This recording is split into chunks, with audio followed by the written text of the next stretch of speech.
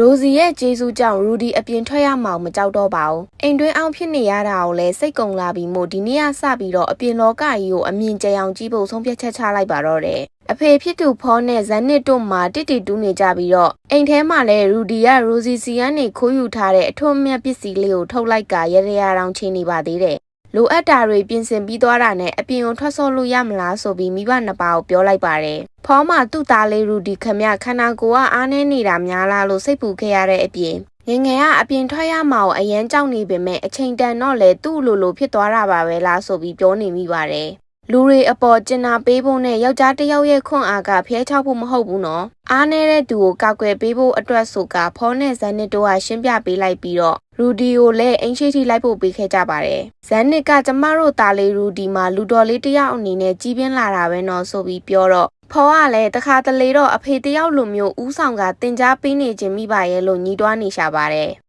ဒီလိုနဲ့ရူဒီတယောက်ရွာကိုလှည့်ပတ်လျှောက်သွားရင်ရွာထဲကလူတွေကလည်းအကုန်သဘောကောင်းကြတဲ့လူတွေပါ။ရွာအပြင်ဘက်ကတောအုပ်တနေရာမှာအပင်မျိုးစေ့တွေကိုလေ့လာရင်ခိတခဏအနားယူနေလိုက်တယ်။အစင်ပြေသွားပြီအပြင်ဘက်ကပါကြောက်ဖို့မကောင်းနေဘူး။ဒါလဲရိုစီရဲ့ကျေးဇူးကြောင့်ပဲအထွတ်အမြတ်ပစ္စည်းလေးကိုတန်မိုးထားရမယ်ဆိုကရူဒီတယောက်အေးဆေးလေးလျှောက်တိုးနေပါတယ်။ဒီအချိန်မှာပဲရွာစွန်နာကနေကောင်းလေးတတိုက်အနိုင်ကျင့်နေကြတာကိုတွေ့လိုက်ရတယ်။အရင်ဘဝတော့ကအနိုင်ကျင့်ခံခဲ့ရတာမို့ရူဒီတယောက်ဒီခံစားချက်ကြီးကိုကောင်းကောင်းကြီးနားလည်နေခဲ့ပေမဲ့လည်းတွားတားရမှာကိုကြောက်နေပြန်ပါတယ်။ကောင်းလေးတတိုက်ရတော့မိစ္ဆာမျိုးနဲ့ဇူးတွေပျောက်ကွယ်သွားစမ်းဆိုပြီးရွှွန့်စာတွေရှယ်ကျွေးနေတဲ့အပြင်ခဲစာပါထွက်ကျွေးဖို့လုပ်နေတာကိုမြင်လိုက်ရတာနဲ့တပြိုင်နက်ရူဒီတယောက်အပြေးလေးတွားတားခဲ့ပါတယ်။ရေပေါ်လုံးစာကျွေးထက်လိုက်ပြီးတော့အနိုင်ကျင့်နေကြတဲ့၃ယောက်ကလည်းရူဒီယိုဓာသမားဖောရဲ့တာမန်သိလိုက်ပါတယ်။လာမနှောက်ရှက်နဲ့ဆိုကရူဒီယိုလည်းခဲတွေရွှွန့်နေနဲ့ပေါက်ကြပေမဲ့တစ်ချက်ကလေးမှထိမသွားတဲ့အပြင်ရူဒီရတောင်ရေပေါ်လုံးနဲ့ပြန်ပစ်လာပါသေးတယ်။မနိုင်တော့မှန်တိသွားကြတဲ့ကောင်လေးတက်တိုက်လည်းပြန်ပြေးသွားပါပြီ။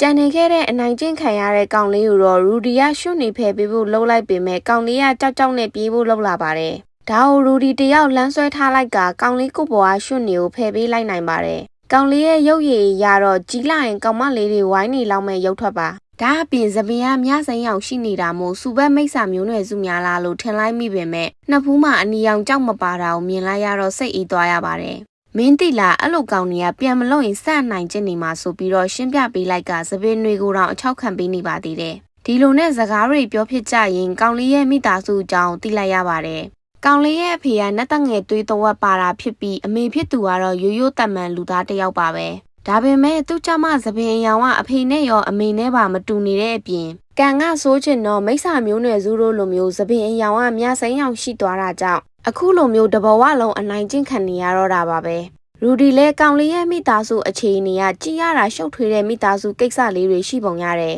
သပင်အယောင်ကြောင့်ရွှွန့်နဲ့အပေါက်ခံနေရတာဆိုတာကြီးကတွေးကြည့်ရုံနဲ့ရင်ရူဒီမှာကြက်သိန်းအောင်ဖြန်းဖြန်းထသွားရပါတယ်ရူဒီတယောက်အိမ်ပြန်တဲ့လမ်းတစ်လျှောက်နောက်ကနေကောင်လေးကလိုက်ပါလာပြီးဘာလို့သူ့ကိုကူညီပေးခဲ့တာလဲလို့မေးလာခဲ့ကတခြားသူတွေရှောင်ကျင်တာခံရမယ်နော်ဆိုပြီးတော့လဲစိတ်ပူပေးနေရှာတယ်ရူဒီကအားနေတဲ့သူတွေကိုကူညီပေးဖို့နဲ့အမှန်တရားဘက်ကယက်တီပေးဖို့ကိုအဖေဖြစ်သူကမှားထားကြောင်းရှင်းပြလိုက်ကတခြားသူတွေရှောင်ကျင်တာခံရမယ်ဆိုရင်တော့ဖြင့်မင်းငါနဲ့ကစားပေးလေဆိုပြီးတော့လဲရူဒီတယောက်ပြောလာခဲ့ပါတယ်အခုလိုမျိုးပြောရတဲ့အကြောင်းရင်းအမှန်တရားကတော့ကောင်လေးကိုကြည့်ရတာကြီးလာရင်ဒီမျက်နှာအနေထားနဲ့ကတော့အနာဂတ်မှာမိန်းကလေးတွေကြားမှာရေပန်းစားမဲ့ရုပ်ထွက်မျိုးရှိနေတာမို့အခုကလေးကတငယ်ချင်းဖွင့်ထားလိုက်မယ်ဆိုရင်တော့ဖြင့်နောက်အနာဂတ်မှာငါလည်းပဲကောင်မလေးတစ်ယောက်လောက်ရနိုင်မယ်ကံကောင်းရင်2ယောက်လောက်ပေါ့ဆိုပြီးအကြံစိုးကြီးနဲ့ပါကောင်လေးကတော့ဒါတွေကိုမသိရှာပဲရူဒီသူ့ကိုကူညီပေးခဲ့တာမို့အရန်ပျော်နေပါတယ်ဒီလိုနဲ့ရူဒီတယောက်သူ့ကိုယ်သူမိတ်ဆက်လိုက်ကငါတို့2ယောက်ကအခုကစပြီးတော့တငယ်ချင်းတွေဖြစ်သွားကြပြီပဲမင်းနာမည်ဘယ်လိုခေါ်လဲဆိုပြီးကောင်လေးကိုမေးလာခဲ့ပါတယ်ကောင်လေးရဲ့နာမည်ကစီလူဖီပါစီလူဖီနဲ့ရူဒီတို့ကတောင်ကုန်းလေးတက်နေရစီရောက်လာခဲ့ကြပြီးတော့စီလူဖီကသူ့ကိုမော်ပညာသင်ပေးပါလာတော့ရူဒီကိုမေးလာခဲ့ပါတယ်ရူဒီကလည်းမော်မန်တန်